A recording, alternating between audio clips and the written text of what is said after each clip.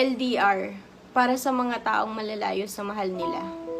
Malayo man sa isa't isa, pero hindi yun magiging hadlang para sumuko at iwanan mo siya.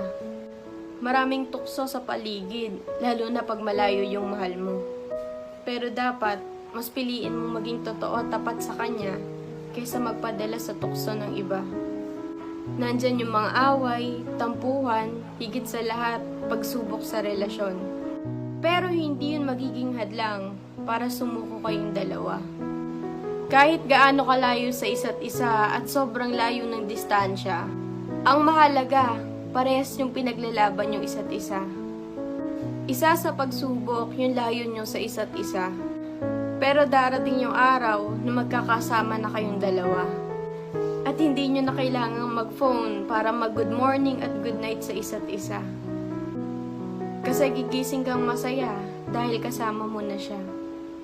Kaya ikaw, kung nasa long distance relationship ka, mahalin mo partner mo ng buo at wag na wag kang magloloko.